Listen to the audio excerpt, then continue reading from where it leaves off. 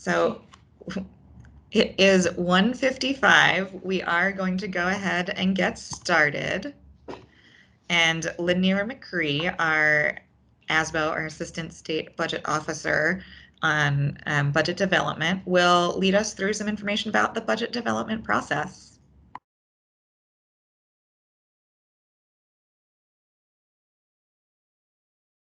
Hello, everybody. We're going to talk about budget development, which we really mean the change budget development process. So that process is the same regardless of a short session or a long session. First, the governor releases his recommended budget.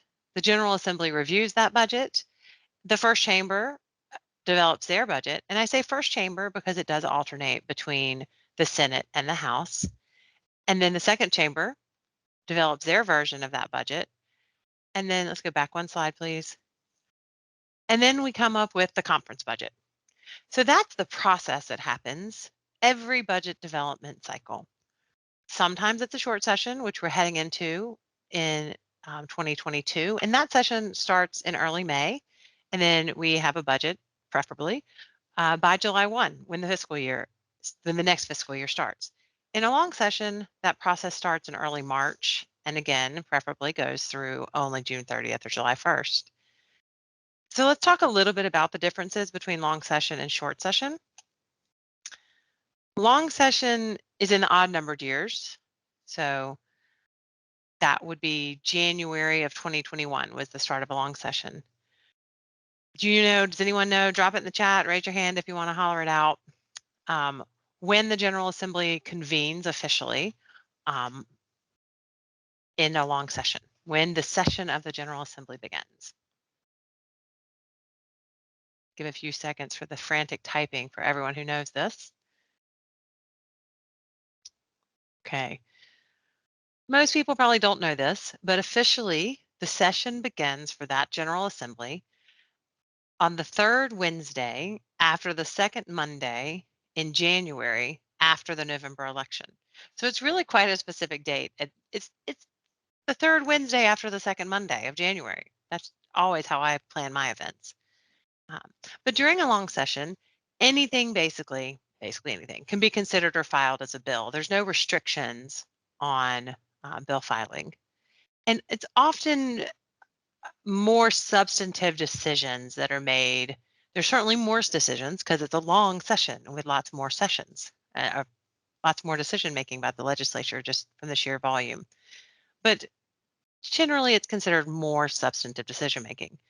In the short session, it begins in the May of even years, and the items considered are generally related to something that could be related to something that happened in long session. It may be a bill that had already been filed. It could be a study committee that produces a report over the interim. But every legislator can't just file any bill they want during a long session. And items that are passed in short session are usually considered more technical, and we tend to say we don't tackle as substantive of issues during a short session because the members are only really supposed to be here from May until June 30.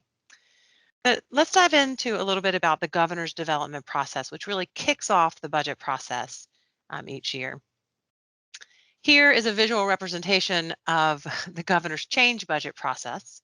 We say change budget because it doesn't have to only be increases. So it's not necessarily just expansion, and it's not just programmatic. So the change budget process starts with what we call the ABC list, the Agency Budget Change List. We love acronyms, so we had to make up something that made sense. So the ABC list, it's a summary of the operational and capital change requests that each agency wants. OSBM reviews this with the agencies and with internal OSBM leadership and work with everyone to make sure that the items going into the worksheet 2 are viable items. This helps reduce the sort of data entry of the IBIS worksheet 2 process. And through these collaborative meetings, we really strive to build stronger, more evidence and more data-based requests. The ABC list during a long session that would normally come in mid-December, which is right now, And in a short session, that tends to be backed up until sometime in the spring, early to mid-spring. The second step of the change budget development process is submitting worksheet 2s and worksheet 3s. They really go hand in hand. They're shown separately here. But worksheet 2s historically are due in late January or early February, and these are the actual expansion or reduction change requests. These are, we asked that they tie to your strategic plan and that they include data and evidence to support them.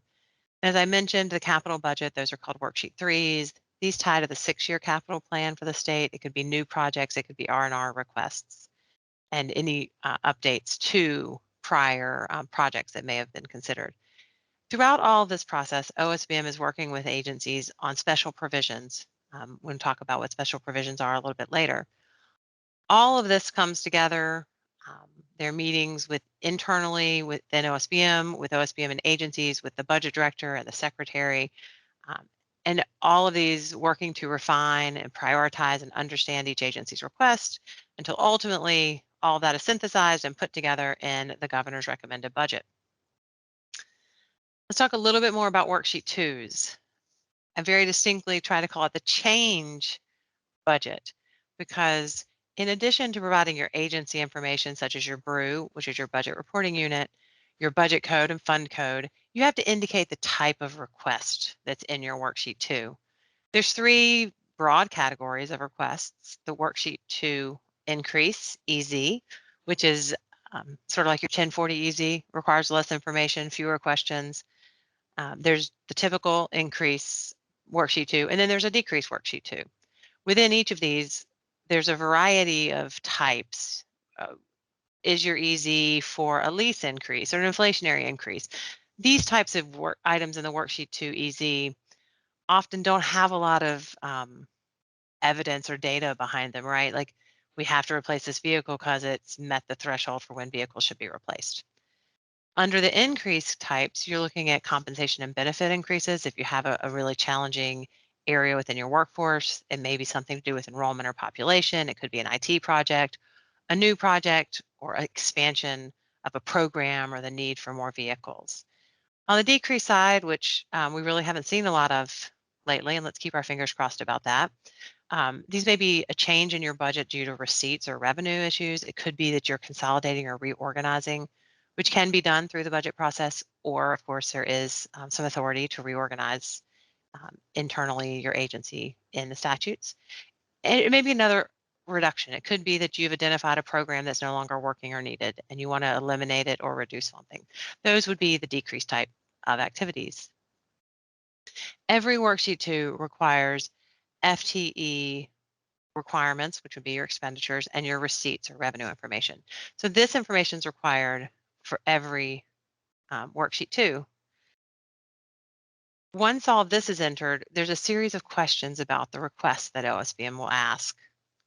On the next slide, we'll talk about some of the questions OSBM asks in the worksheet 2.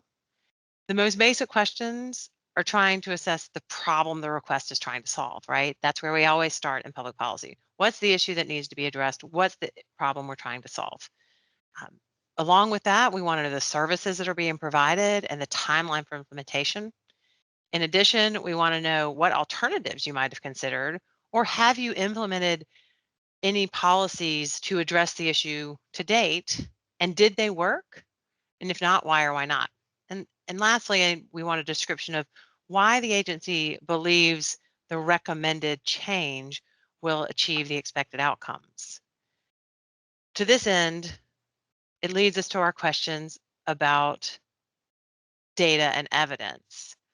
You may have heard OSBM talk a lot about data and evidence, whether through our Performance Management Academy, our Performance Management Community of Practice, whether you've been involved in a Results First project or a performance management project. We're very focused on using data and evidence to support decision making. So we ask whether your expected outcomes are supported by evidence from rigorous research. This would be a study, an academic study on a program, findings from a program evaluation or internal or external data that you have from a program evaluation. Is the anticipated outcome supported by industry standards or best practice? Is it the professional judgment of your staff, or has there been successful implementation of the change being requested in another state? Those are sort of the levels of evidence and questions we ask. In addition, we want to know just a few more things. How would your change request, how will the outcomes of your change request be measured?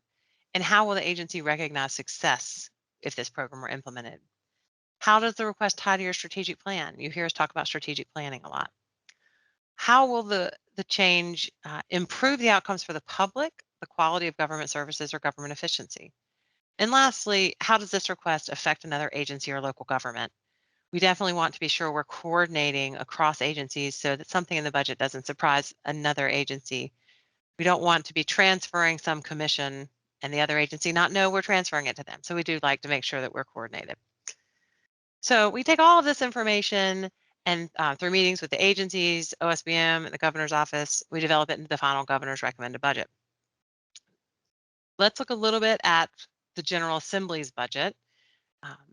What you're seeing on the screen here is the two main parts of the budget. We often talk about they passed the budget. And what does that mean? That's both a committee report, this thing here, and a budget bill, a very similarly sized document of words.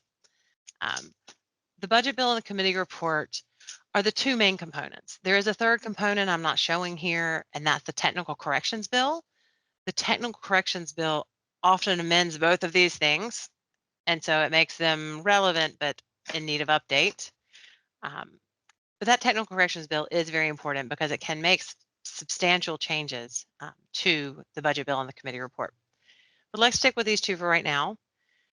These two documents, for all intents and purposes, appropriate all the allowable spending for the relevant year or biennium. They provide all the details that we know that we are given, all the details we're given about how to implement a program are in these two documents. These documents are organized by subcommittee and then by agency and then by budget code. So hopefully everyone knows the subcommittees. Education, which includes DPI, or Department of Public Instruction, the university system, and the community college system. Health and Human Services, which includes the Department of Health and Human Services. Justice and Public Safety, which includes the Department of Justice, the Administrative Office of the Courts, the Indigent Defense Services, and the Department of Public Safety. General Government, which includes 17 agencies ranging from our Housing Finance Agency to the Office of State Budget and Management, from the Department of Revenue to the legislature, to the North Carolina General Assembly. And then there's a transportation subcommittee. And last but not least, agricultural and natural and economic resources, which includes the Department of Ag and Consumer Services, the Department of Natural and Cultural Resources, the Department of Environmental Quality, Wildlife Resources Commission, Commerce, and the Department of Labor. So those are the subcommittees and the agencies that make up those subcommittees. There's some other sections that are really important in this budget bill.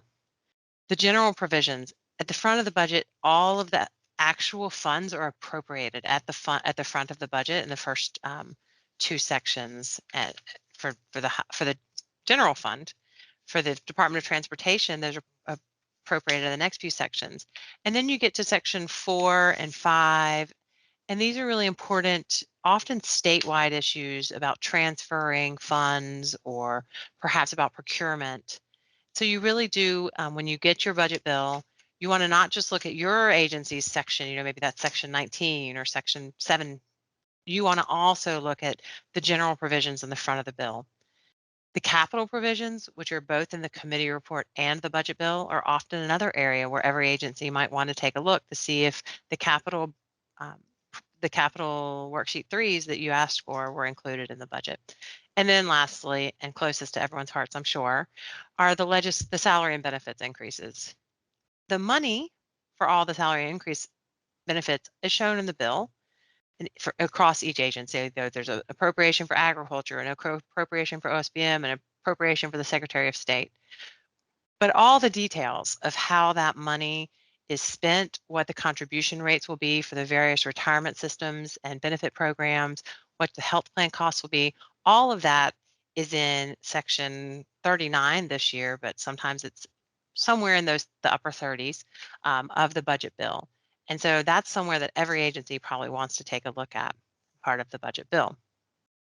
But for more details, real quick, we're going to talk first, it's a little less complicated, about the committee report. This year, it looks like this.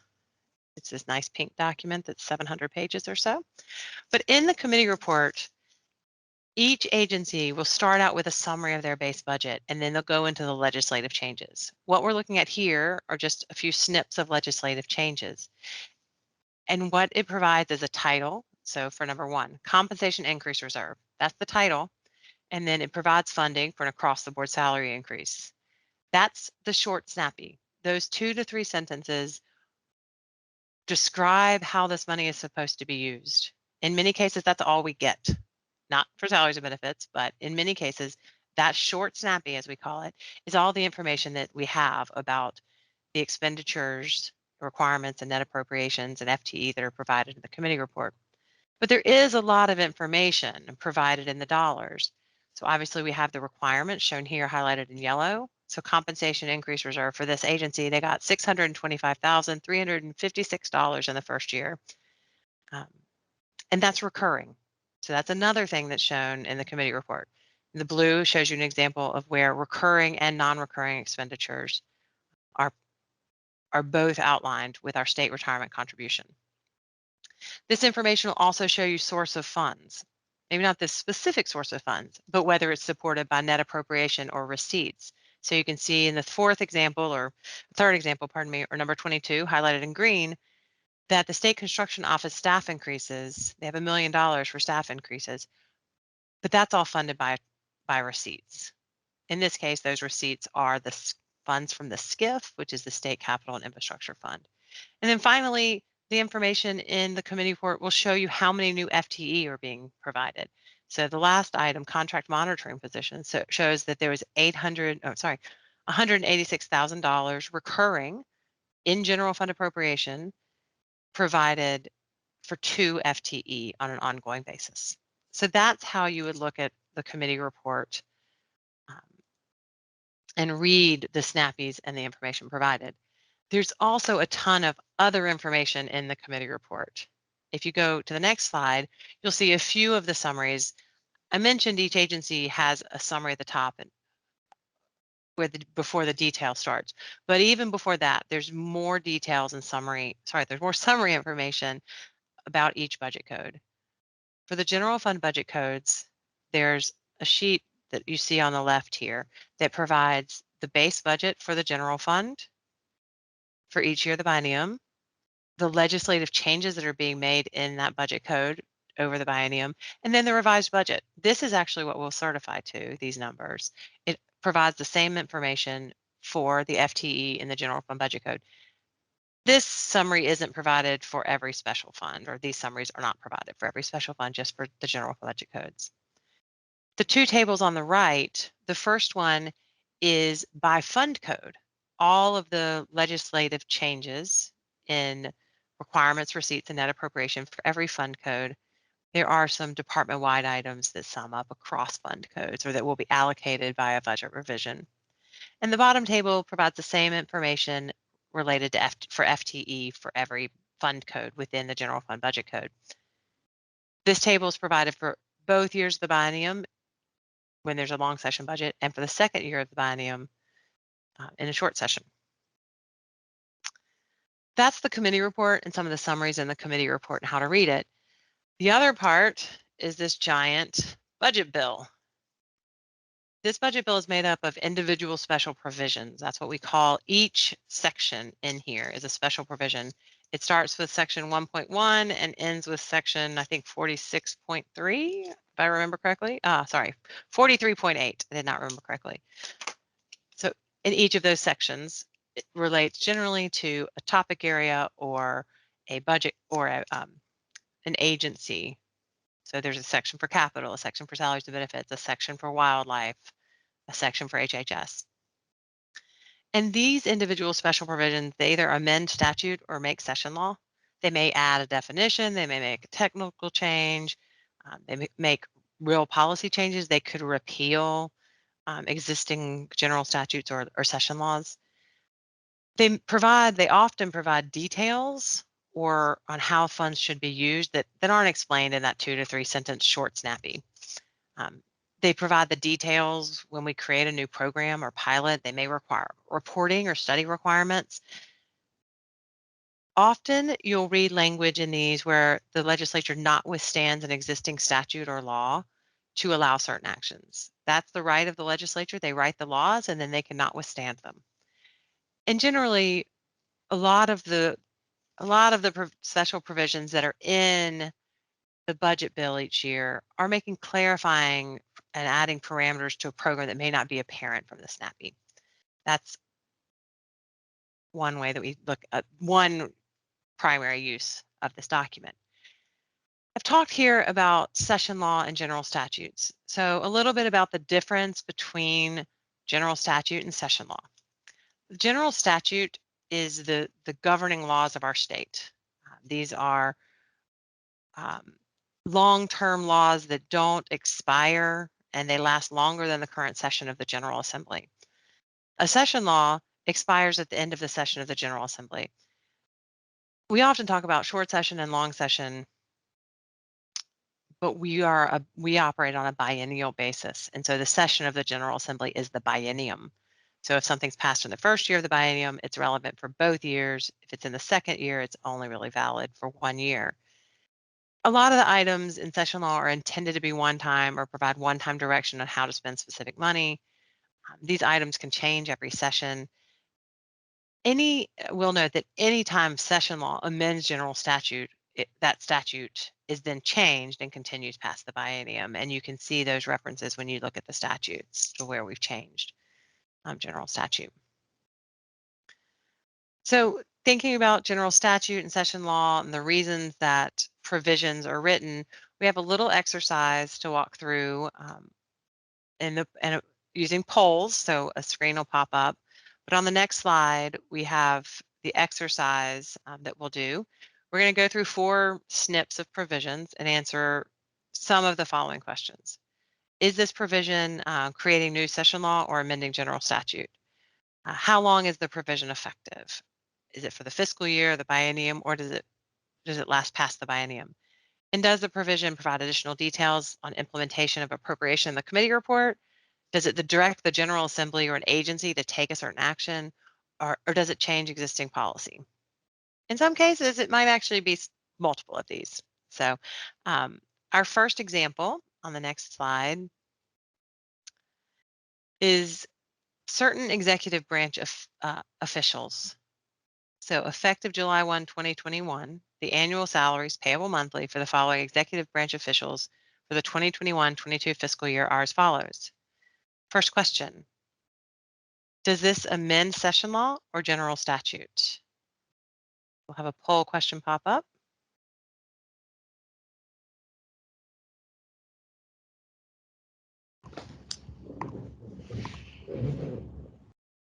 We'll give it another second for some more folks to respond.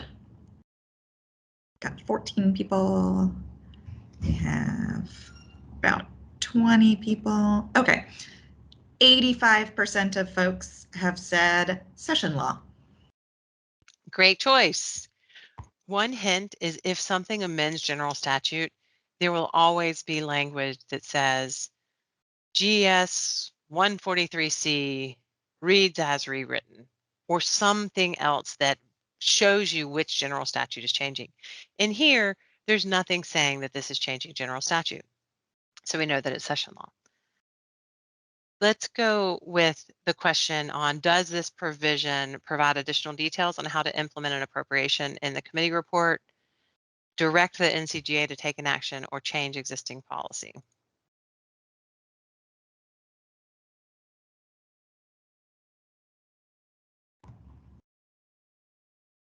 We've got some responses coming in. I see Wendy's having a little bit of an issue with her polls. Feel free to drop your answer in the chat, ABC instead, if that's easier. I don't always know what happens with the polls. Yeah, Wendy, your best bet is just going to be to go ahead and throw your answers in the chat. But thank you for wanting to participate. We've got about 60% of people there on the screen. Oh, so the question is, does this provision provide additional details on how to implement an appropriation in the committee report, direct the General Assembly to take an action, or to change existing policies? Thank you. And we have about 56% of people who gave option 1, providing additional details, and 36% of people who said change existing policy. So that is definitely both valid answers, I think. I would lean toward number 1. It provides additional details on the salaries that are appropriated, the increase for salaries that's appropriated in the committee report, but it does also change existing policy to the extent that they were set in session law the prior year. So moving on to our second provision example.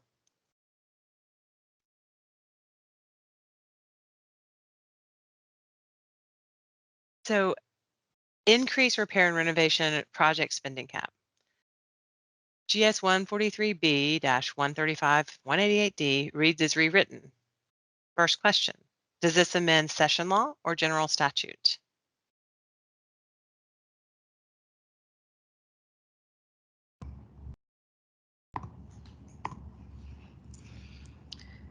We've got a good chunk of responses in, and 100% of people have said general statute.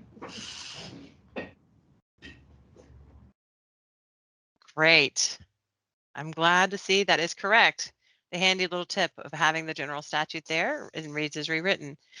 Second question, how long is this provision effective?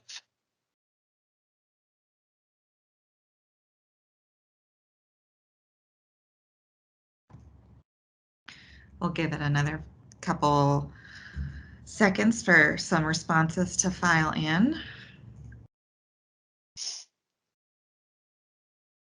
Got some responses in the chat. We've got a good chunk. So the vast majority of folks have answered past the fiscal biennium. 1 or 2 say in the fiscal year, and then probably 4 or 5 say in the fiscal biennium. So since this is a change to statute, it will be in effect until, as some people have written in the chat in the past, until it's changed again. So if the legislature chose to change it next year, it would change, but officially it will now be at $500,000 until it's ever changed in the future. So it could be changed 50 years from now, it could be changed tomorrow, but it would, pending any action by the legislature, be in effect for past the biennium. The final question on this provision, does this provision provide additional details on how to implement an appropriation? Does it direct the NC to GA to take an action, or does it change existing policy?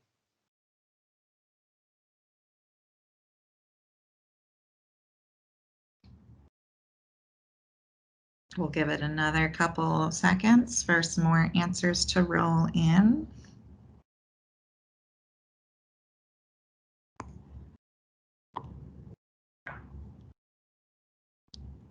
The vast majority of folks have answered it changes existing policy. Exactly. Technically, there's nothing in the committee reports. I mean, you wouldn't necessarily know this, but this is about the aquarium's special fund and how they can use funds in that for repairs and renovations. It's not related to an appropriation in the committee report. It's not related to something the legislature is doing or what they're asking DNCR to do. So this is a change to existing policy. Our third example, Oversight Committee study DEQ fees. So first question, does this amend session law or general statute?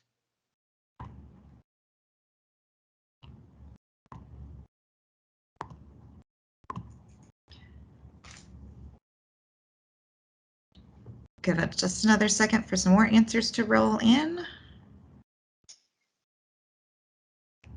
And the vast majority of folks have answered session law. Congratulations, you are correct. The second question, is, does this provision provide additional details on how to implement an appropriation? Does it direct the General Assembly to take an action, or does it change existing policy?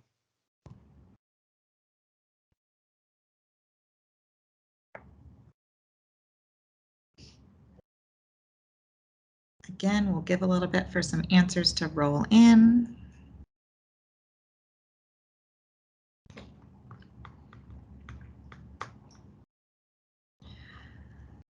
The majority of folks are answering direct the General Assembly to take an action. Sorry about that typo. Though we have a good chunk of folks who also said provide additional details on how to implement an appropriation in the committee report. Okay. Well, the answer is B. This is telling the General Assembly, it's telling the Joint Legislative Oversight Committee on Ag, Natural, and Economic Resources to study the existing fee structure.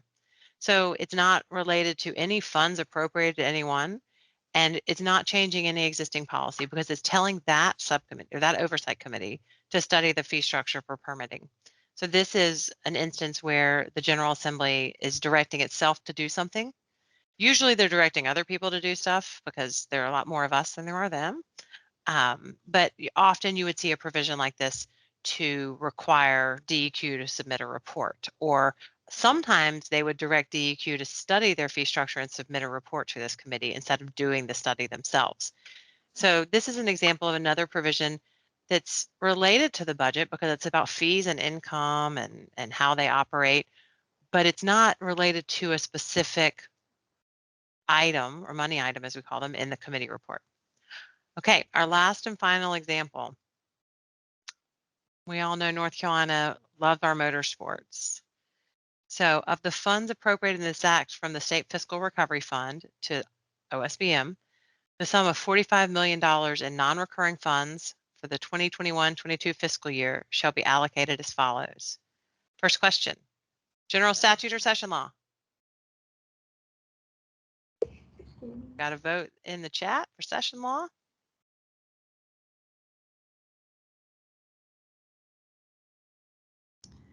Responses are rolling in. And 95% of people have answered session law. Excellent. That is the correct answer. There's nothing here that says anything about any GS.143 or GS.20, or there's no reference to general statute, so you know that this is session law. A little bit trickier question, but for how long is this provision effective?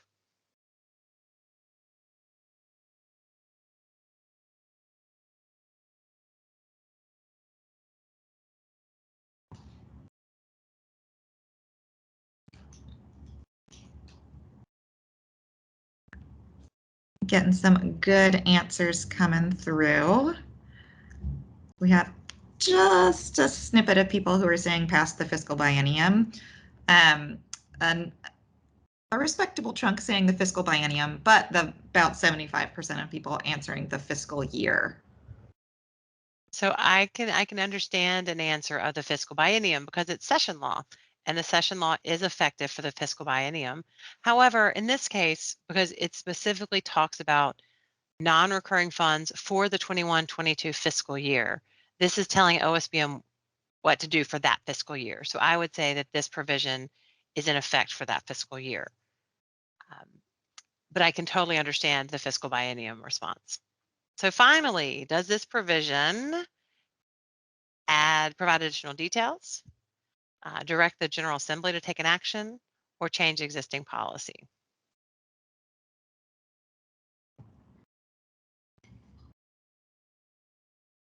We'll let folks have a few more seconds to answer. And thank you to all of you for being good sports and speedy responders. All right, so I think we have fully 100% of people have answered providing additional details on how to implement an appropriation in the committee report. Congratulations, that is correct. So this tells OSBM it was actually amended in the committee, in the technical corrections, if you were to go check House Bill 334. to the Department of Commerce, but they're sending $10 million of this to Richmond County, $20 million to Wilkes County, and $15 million to the city of Concord. So they're really directing exactly how to use that $45 million. So I hope that was helpful in understanding how to read a special provision. I want to point out this really great resource related to budgets as past conference final budgets that you might want to look if you ever need historical information. Fiscal Research's website, the link is here at the top. I'll drop it in the chat as well. You can go there if you want. But for every fiscal biennium, they provide links to that budget legislation, links to the summaries and analysis, and links to any presentations. That's that first red arrow at the top. And then obviously for this fiscal biennium, there wasn't any information. So looking down at the 2019 biennium, which included 2019, 20, and 2020, 21, you can see links to all of the appropriation bills, links to the committee report, and of course, those were two very strange years, but links to the committee reports, and then links down here at the bottom, the summaries and analysis. This is really important because these fiscal policy highlights and the annotated committee report, they contain the changes. These are documents that often take a while to publish, but it's the committee report and the budget bill inclusive of the technical correction changes. So that's really a document that you want to use and think about because like I said, that $45 million isn't actually coming to OSBM, it's going to the Department of Commerce. And that's pretty critical to know. So often when you're looking back and wanting to see what's happened, using those highlights that are available under summaries and analysis is your best bet to ensure that you've captured the technical correction. With that, I will turn it over to any questions.